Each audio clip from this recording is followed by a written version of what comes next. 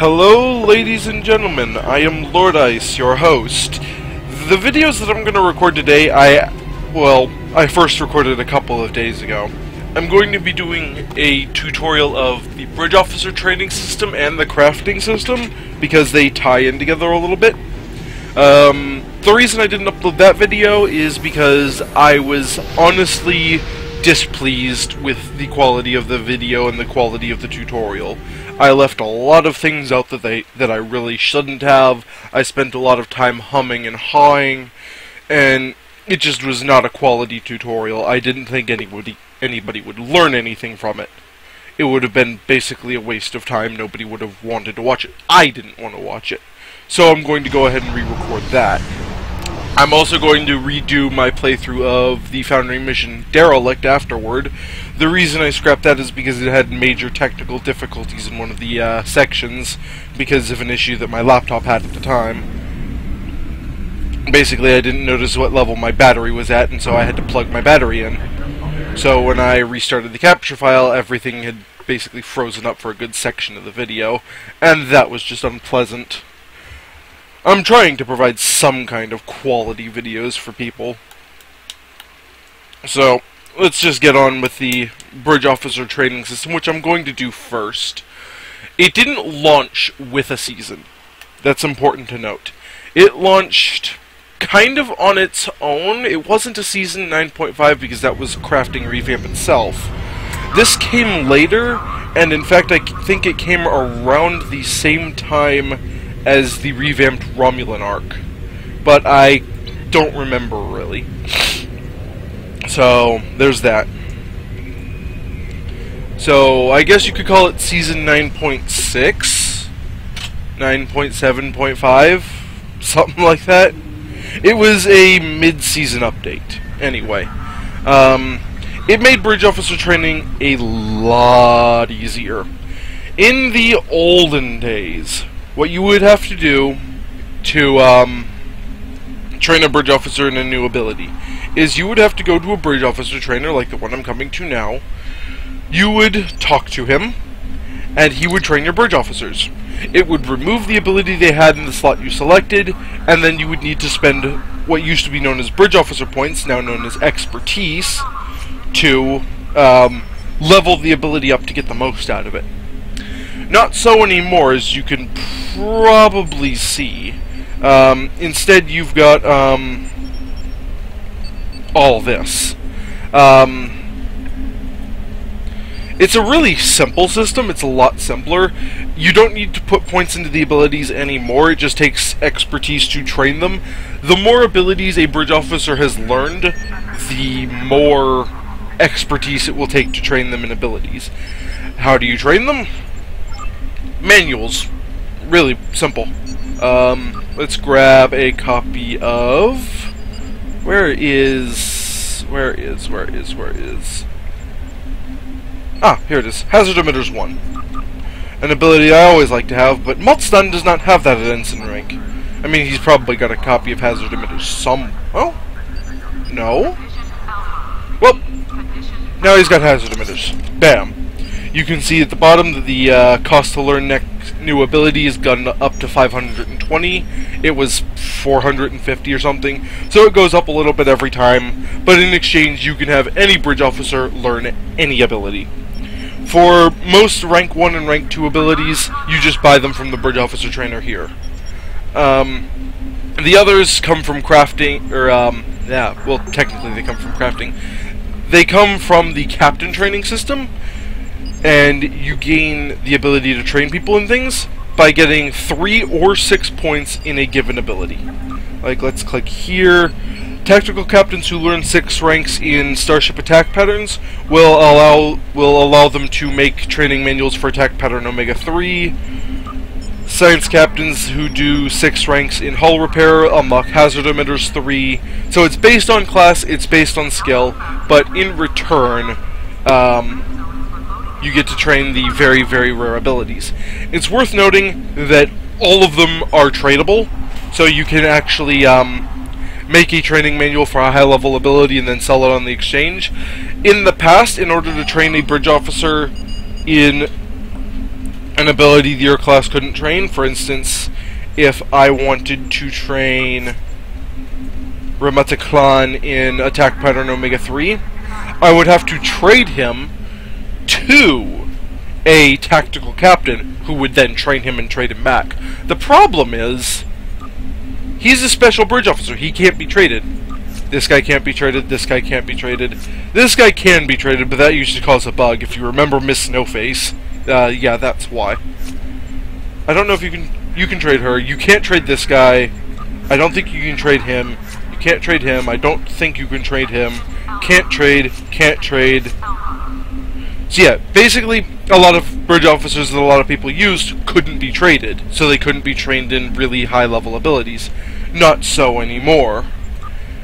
So, oh, I must have dropped them all in my inventory and left them there.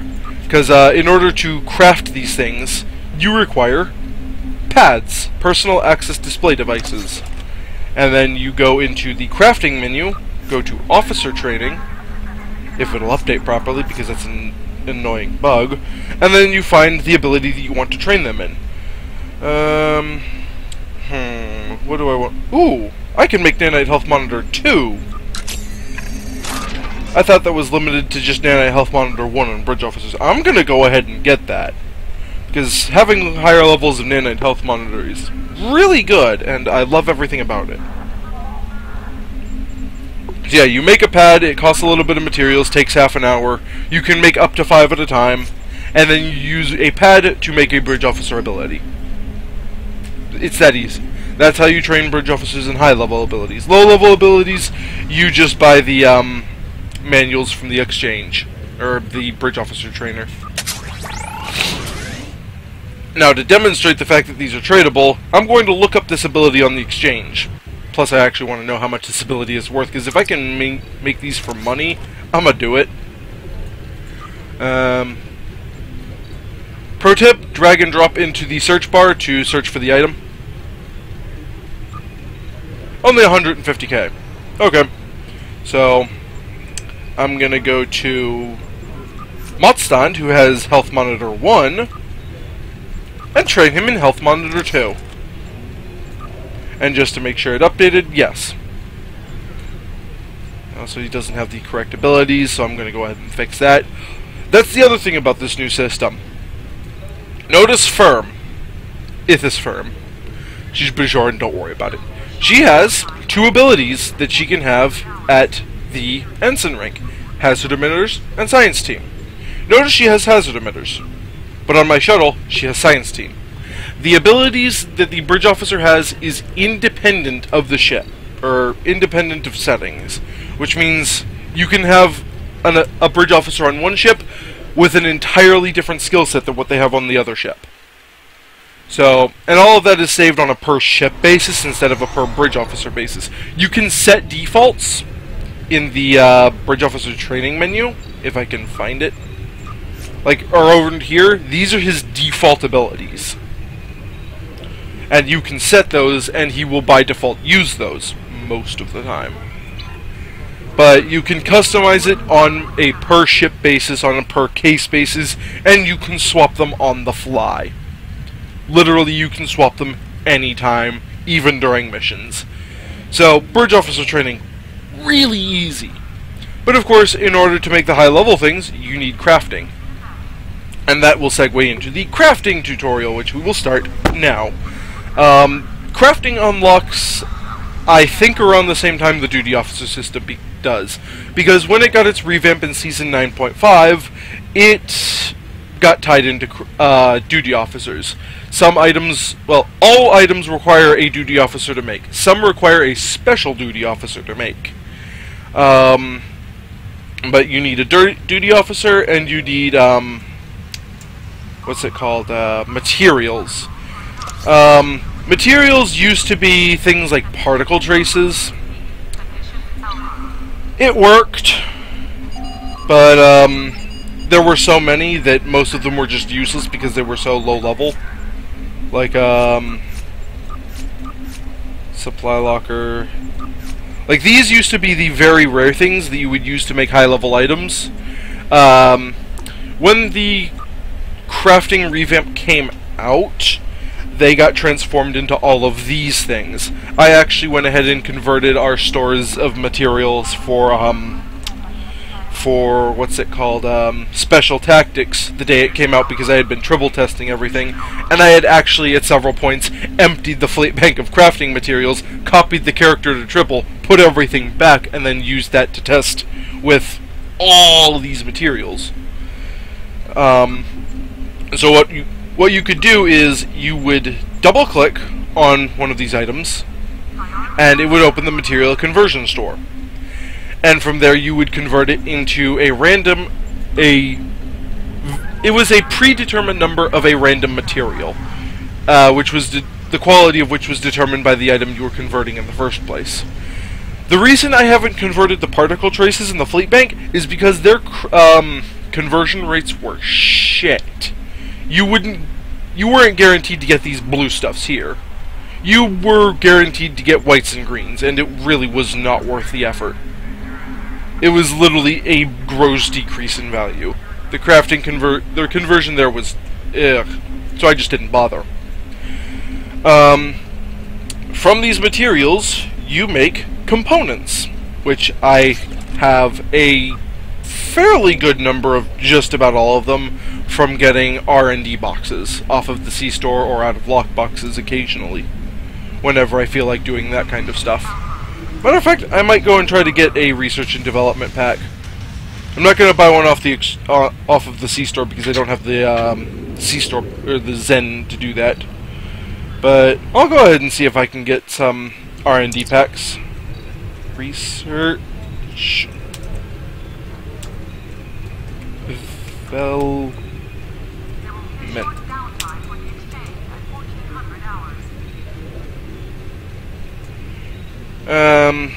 Yeah, the exchange is very specific when it comes to items. So, let's just go for research. Reward packs. Search. Oh, that's why. I have a typo. Oops. I could go for those. And where's the ampersand? Development. The mini packs will probably be less wow! Really? You want 1,000,000 EC for those? How much are the regular packs? 2 million. Yeah, well, I do have 62 million. I'll grab one just to demonstrate for principle. Just for you, YouTube. So, you get one of these mini packs. These come exclusively from lockboxes. You can get the regular size ones out of lockboxes too, but you usually buy them off of the C-store for 300 Zen. These come out of lockboxes. You pop them open, you get a smattering of crafting materials, and oh boy, I got more radiogenic particles, that's great. You get a smattering of components, you get some catalysts, and some tech point boosters. That's where all of these come from. And I do use some of these fairly extensively. Because if you've got them, why not? So, you use materials to make components. You can make up to 5 components at a time, and I will demonstrate this forthwith. Make 5 focusing lenses. Okay, that's going to take 30 seconds. The more you make, the longer it's going to take, because that's how things work. I'm going to go ahead and make 5 targeting interfaces. Remember, you are paying for each of these, so each of them costs 3 magnesite and 2 hydrazine. Each focusing lens costs 3 trionium and 2 hydrazine. So you're going to go through hydrazine kind of quickly, but I'm actually out of trionium right now, embarrassingly. And then boom, you get the item. A couple of seconds later, we'll go ahead and get these, and I'll start a round of items, because you use components, and sometimes a little bit of materials, to make items. And I already had quite a few targeting interfaces anyway. So, you can select the mark, type, and type of item. When you go to craft it, you have arc beams, which I'll get to in a second, regular beams, beam consoles, and dual beam banks in the beams school. Remember, crafting is now split into 7 schools based on the items you make. Cannons have cannon consoles, dual cannons, dual heavies, singles, and turrets.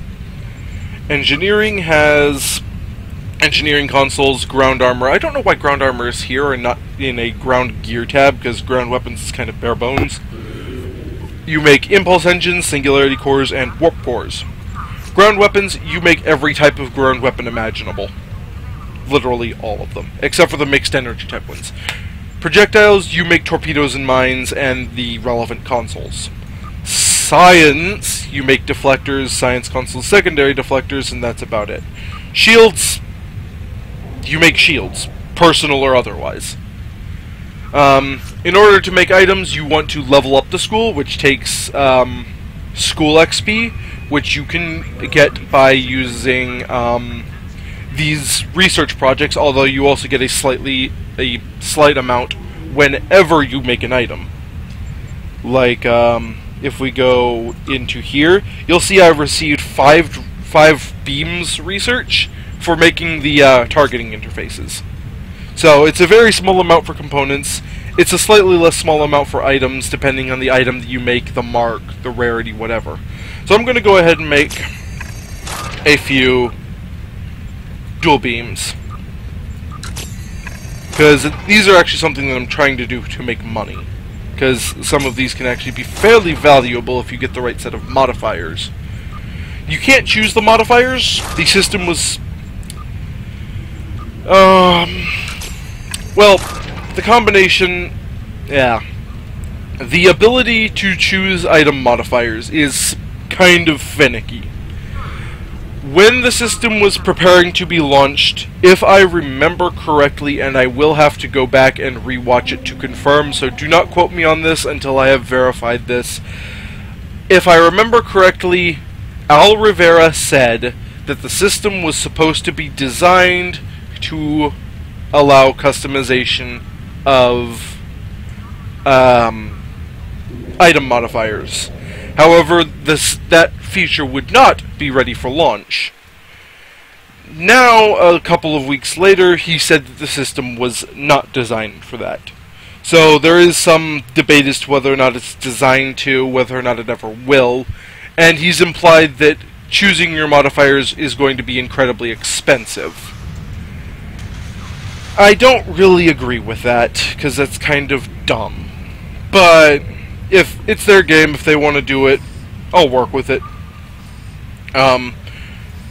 So you can't choose your modifiers just yet. You just need to get lucky with the modifiers that you get when you craft the item. The reason I'm making Mark IIs is because the rarity of the item depends on your crafting skill when you craft it. Because I have level 15 beams, my crafting skill is so high that I automatically get purples. Which means I'm going to get 3 modifiers, which means I've got the best chance of getting the modifiers that I want.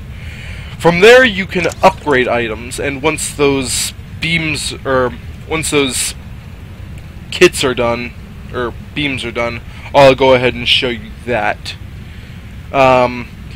Upgrading costs a little bit of dilithium every time you apply an upgrade kit, and once you have enough upgrade kits applied, you can upgrade it to the next mark, with a chance to increase the rarity. Which means now, every item in the game can go to epic quality. Formerly, the limit was what was called fleet quality, which is items that come from the fleet store. Ultra rare. Rainbow rare. Epic is even better. It is my considered opinion that one should not try to go for epic on weapons, because the epic modifier that they get, kinda crap. I really wouldn't bother. Consoles are probably the first things you'll want to upgrade to epic, because they give the most bonuses for the money. By a lot. So, consoles first, then go for things like your shields, your engines, then go for weapons. Only get weapons if you've got nothing else to upgrade.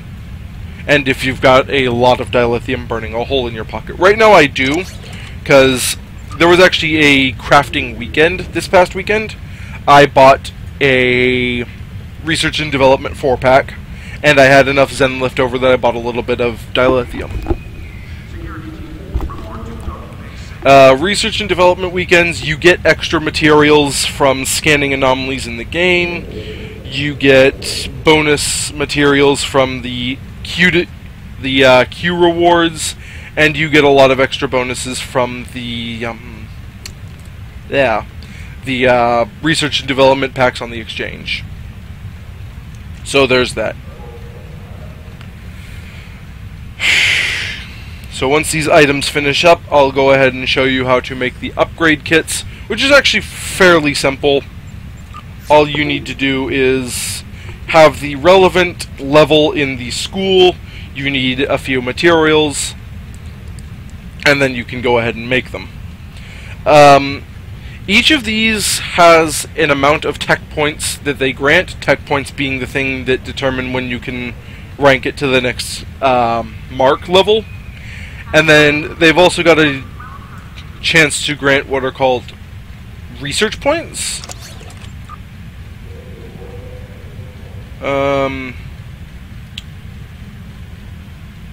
I think. It's confusing unless I'm actually looking at the menu. In fact, I can bring up the menu. Kind of being harebrained here.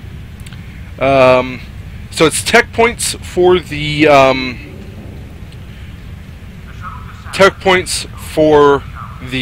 mark, and I guess research points for the quality improvement chance. And each of the upgrade kits gives a different amount of each of them. However, they come at a cost. While the green upgrade kits, the most basic ones, are technically the cheapest to apply, they give so little tech points that it is actually incredibly inefficient. And indeed the same is true of the blue ones. The purple ones are the most dilithium efficient, so you want to use them. They may cost 1,045 or so dilithium every time you apply them, but you get 12,800 tech points, which is a lot. Alright, so I did get one that I wanted to keep. This Crit DX2 here. Now, what I'm going to do is I'm going to make some components, because I need 5 of these, because I'm out of these. If you crit on a component assignment, you get 3 for each one that you ordered. So if you order 5, you get 15. That's simple. I think I'm also going to need a few of these. Do I need power surge regulators for upgrade kits? Yes. So I'm going to need a pair of power surge regulators because I'm going to want to make 5 upgrade kits.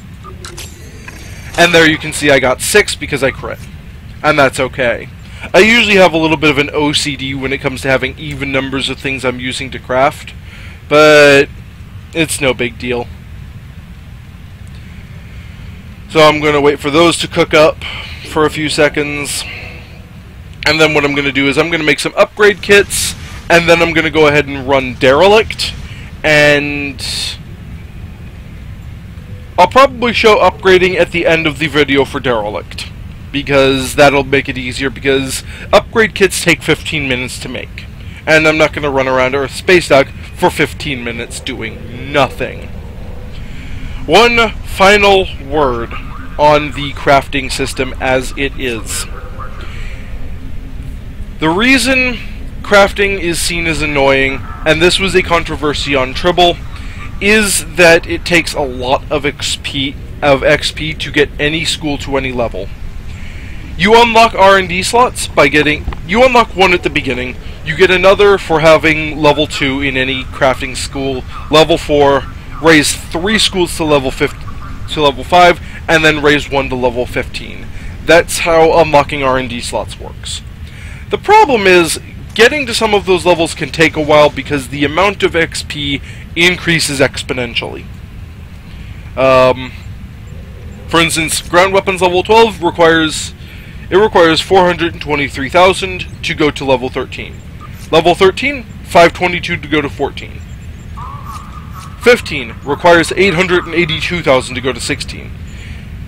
These school projects here only give 6,000. If you crit, they give 7,000. You can slot up to 3 of them per school,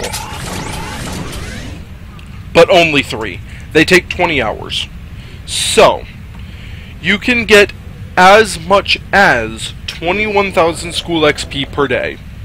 And that is probably the most efficient unless you stay online 24/7, buy tons of materials, and make a lot of items. It's definitely more cost efficient to make the XP projects. It's still going to take a while.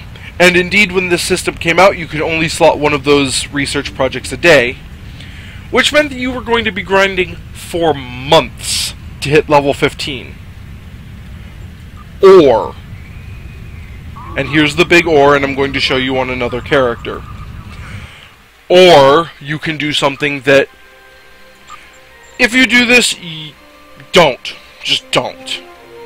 I'm not even going to make an analogy. Just don't do what I'm going to show you how to do, because it is a waste of resources. And this pissed a lot of people off. I'm still a little pissed off about this, because it's absurd. You can... The first time I did this video, I was actually going to show how to unlock schools using this guy. So I had actually slotted a ground weapons XP project, and it completed. He got level 2. Well, he got level 3, so he has 2 R&D. So, I'm going to go ahead and start the task. Notice this thing down here.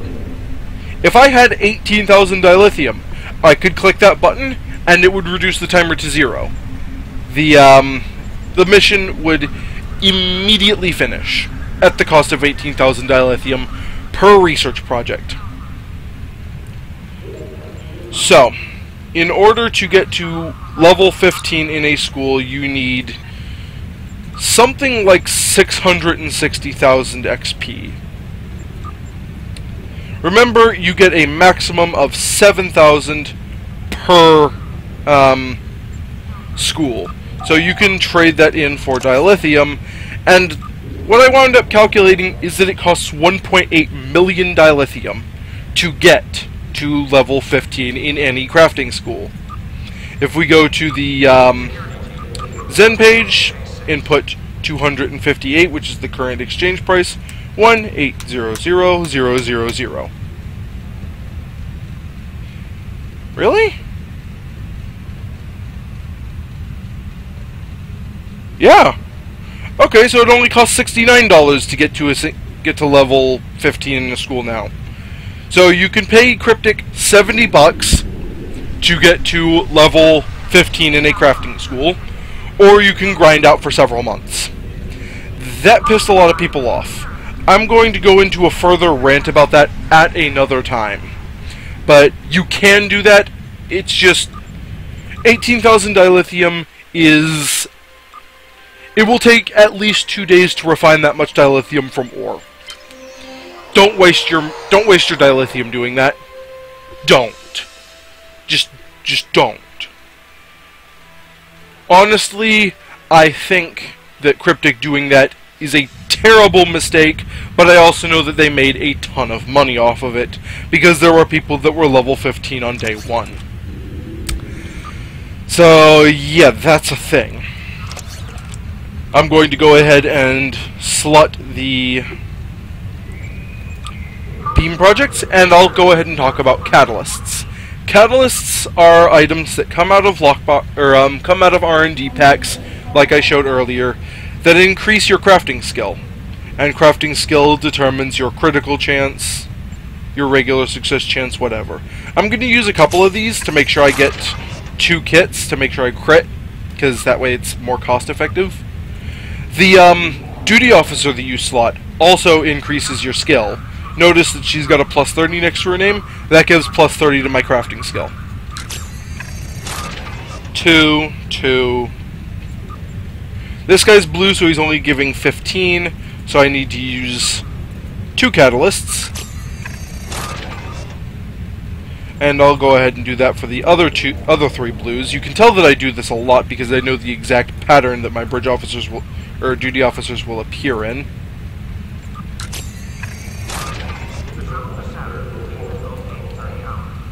And Gumar signals that I am now going to be out of R&D slots because he is my 5th research lab scientist. Gumar is actually one of the rewards for having a max level crafter in the original crafting system. He is the special duty officer you need to make the Aegis set, which the Aegis set actually came out with crafting as a crafted set years and years and years ago as one of the first 2 sets in the game, but as the game progressed, newer and newer sets began to be released, and it eventually became kind of crap. When the crafting system was revamped, it got super buffed, but it's still so expensive to make that I don't consider it worth it. If you already have one, good. If you can get one off of the exchange, I'll go ahead and give you a price check on each of the items right quick. But you can probably do better. If you've got a lot of EC and you need something to buy, if you've got a lot of EC and you need ship equipment, the Aegis deflector is 2.7 mil. The Aegis impulse engine, which is a hyper impulse engine, is 2 mil. And the Aegis shield is now 2.2. So if you've got about 7 million energy credits, you can get an Aegis set. And I'll go ahead and feature the Aegis set right quick, because I've actually got the full set, I just don't have the engines on this shuttle. I think they're being stored somewhere else. Info. The 2 set negates all damage for 0.1 seconds every 30 seconds. Basically, you get an invincibility frame, as the old Brawl fighters would call it. Set 3 gives you a lot of energy damage resistance, a lot of shield damage resistance, and every time you get hit, you get a damage buff. That's actually fairly powerful, especially if you're going for a tanking build. I'm going to go ahead and show off the stats of each of the Aegis items. Aegis deflector, plus 5 shield power, plus 17.5 shield emitters, which improves shield healing. 26.2 shield systems, which increases your shield capacity. 26.2 inertial dampeners, resists CC, and power insulators, plus 17.5, reduces the amount of power drain you suffer when people try to drain your systems. Aegis Hyper Impulse, plus 5% defense, so you're not going to get hit as often, plus 19.5 flight speed, but that increases the higher you set your engine power, plus 36.8 flight turn rate, not bad, and when you're moving you get another plus 5 bonus to defense. Aegis Shield, 5.2 kinetic, all energy resist, you get plus 2.5 shield power. It's got a fairly high base capacity, but that's not going to show very well because it's on a shuttle right now. It's got a fairly low shield regen because it's a covariant, and every time you get hit you have a chance to increase your damage resistance to the incoming energy type. That's what's called the adaptive modifier. That used to be the Aegis 3 set, then they stuck it on fleet shields. Literally. It was a one-piece deal on the fleet shields. That upset a lot of people, and it made Aegis kind of irrelevant. So people stopped using Aegis. Now that this system is in, it's a little more relevant, but the Aegis shields still do it better. And in fact, let me go ahead and find my fleet shield. When your shields are hit, adaptive shielding gains 1 charge, increasing your shield's resistance to the incoming damage type by 2% for 30 seconds. You can have a maximum of 10 charges for each type of resistance. On this one, it is a chance, although it's a fairly high chance, to increase your resistance by the same percentage, I believe, but it stacks only up to 5, so you don't get as much resistance. So the fleet shields are better, the fleet shields are cheaper. So if you've got a fairly well provisioned fleet, get an elite fleet shield. Don't bother with Aegis. If you've got 7 million EC and you just hit level 40 or level 50, Aegis is a nice little starting set. So, with these crafting kits cooking up, I'm going to cut the recording here. I'm going to restart it immediately, go play Derelict, and at the end of Derelict, I'm going to show you how the upgrade system works. And indeed, I've got a sample that I want to continue upgrading right here. Until then, this is Lord. If you're not going to watch Derelict, and you already understand how the upgrade system works, this is Lord I signing off, saying see you out there.